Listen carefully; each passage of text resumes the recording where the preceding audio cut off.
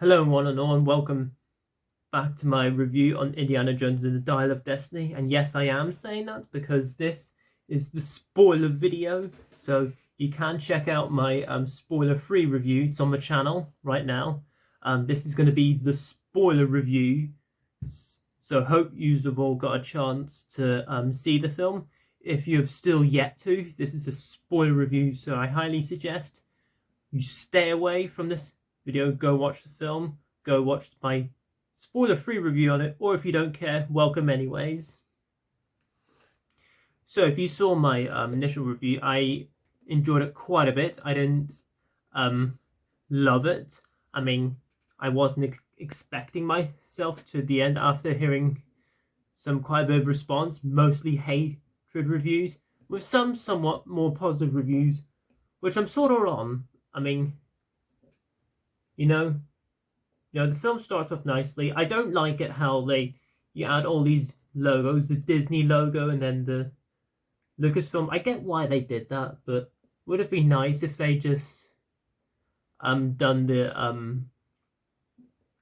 classic Paramount logo, which would have been so much nicer. But of course, it fates from the Lucasfilm logo, which I can somewhat understand why. But we do, of course, go straight into Indiana Jones. He's wearing this Nazi clothes. We reveal his face. It's his DA Jin. So, and he, of course, is going to this train, and just, he's on the train. There's Toby Jones as Helena's father in the movie. I think he's pretty good in the movie. I think he adds to it very well, particularly within the opening scene. Of course they find each other. Then of course Indiana Jones puts on his Indiana Jones clothes, his hat. We all know and love. And what I will say is the DA, I think, is pretty good for the most part. I don't think it's spectacular or anything, but I think it's good enough. Obviously, the noticeable things about it are hearing the voice. It's not young Harrison Ford, unfortunately. But of course, the cheeks aren't matching very well. And of course, at times, the mouth doesn't move all that much. They're really the only three noticeable things that affect the opening scene. On that, this whole thing, it would have been a straight up A regards to grades if it was just that opening scene alone, because that opening scene was great. I really loved it. I wish would have gotten more of it, but oh well. Harrison Ford is still great in the role, none of the less, throughout the movie anyway, despite his age. He's in his 80s now, so we do of course get cut to him. He's of course back to work. All his colleagues are welcoming him back. He's still teaching as a professor. Then you, of course, do see Phoebe Waller-Bridge, who I think gets way too much hate on.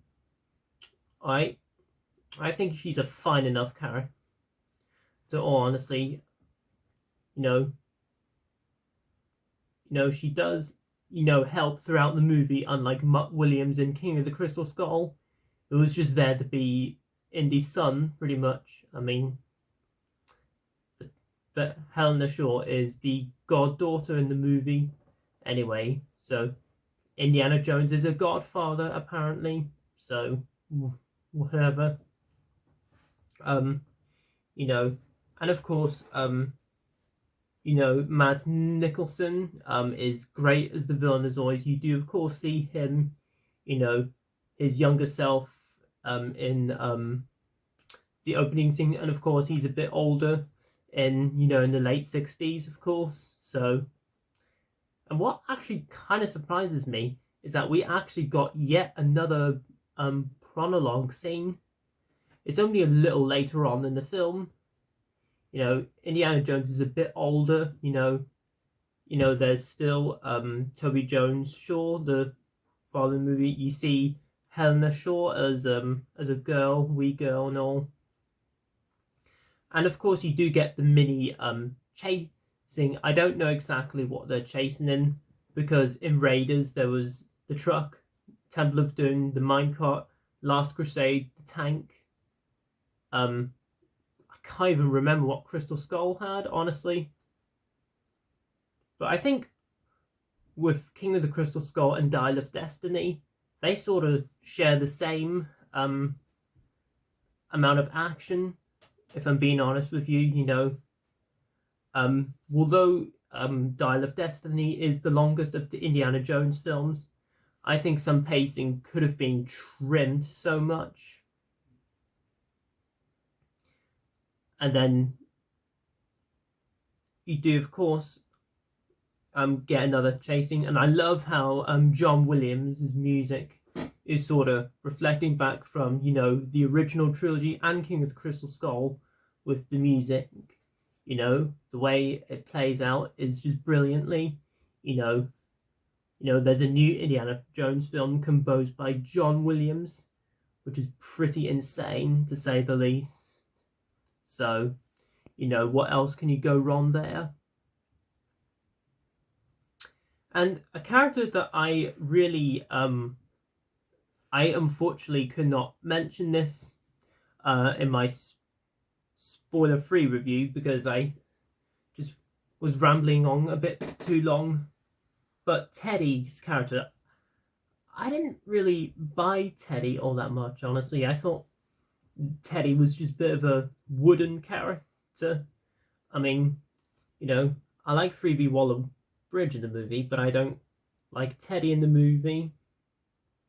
Honestly, it would have been nice to have like Short Round return, because Short Round is amazing in Temple of Doom. He does something in Temple of Doom with Indiana Jones.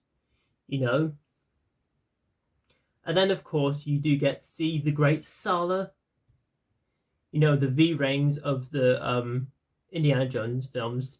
I'm just kidding, of course, because he only appears 3 Indiana Jones films: Raiders, Last Crusade, and then Dial of Destiny. He's only in the film for a small amount. He's of course riding the taxi with Indiana Jones driving the taxi. Sorry. He takes him to this airport because Indiana Jones has to go off somewhere. And on and all, guys, there were, for the most part, elements that were slightly more closer to Indiana Jones than there was with King of the Crystal Skull. Even though Crystal Skull isn't flat out terrible, it's just a mere movie with ideas that work, but for the most part that don't work. With Dial of Destiny, although it's not necessarily a movie that I would watch over and over again, it does have elements that are better than Crystal Skull, but I think it does have some elements that aren't so good.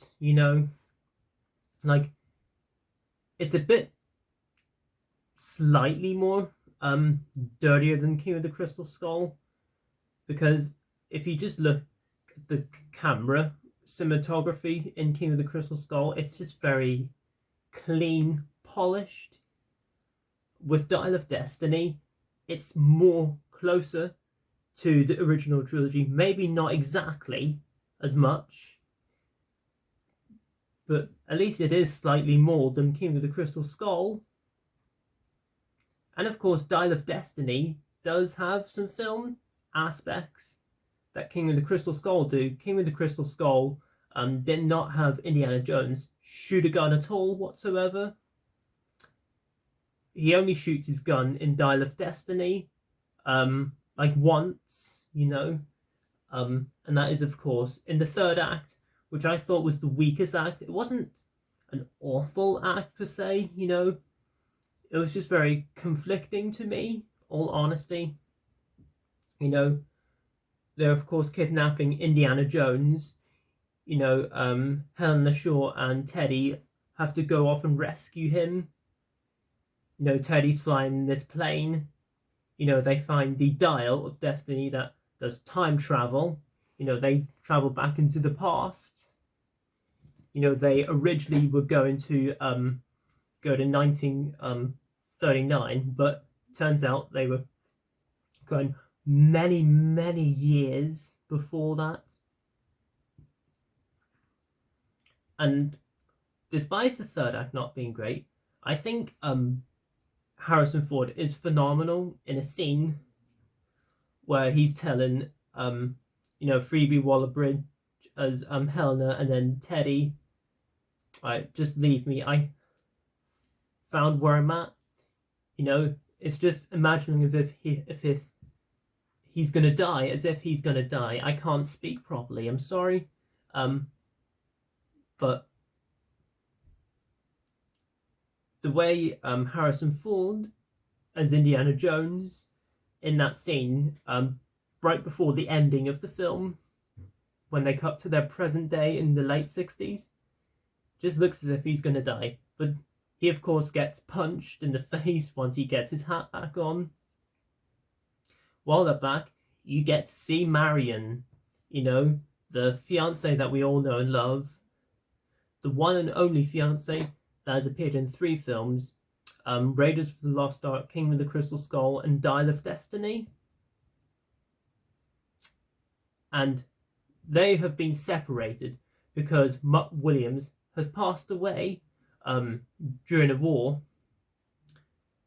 So I think the film overall explains it very well. I'm not exactly going everything throughout the movie, guys. I'm just going through what particularly stood out to me, and one's not so much. But I'm mainly just talking about the stuff that I liked, and some bits that are easy for me to talk about. Of course, you do see Sallah again, which is nice as well. And then throughout the film, you do get to see a photograph of, Marion as well, Karen Allen. It's nice to see her again. Her and Harrison Ford reuniting with each other is nice, And I'm not really a fan of how it tilts up to Indiana Jones's hat, and then the black just goes small onto this dot. Then once the hat is taken, it just goes black, and it's over. Like, what is this? A Star Wars movie? Okay, this is an Indiana Jones film.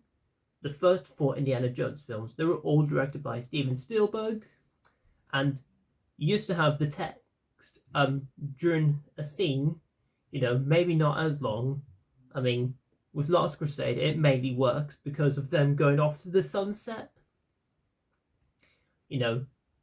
With Raiders of the Lost Ark, it wasn't overly long because, it was just, putting the Ark of the Covenant away, safe somewhere, and then also Templeton, because, Indy and Wooly are having their moment together.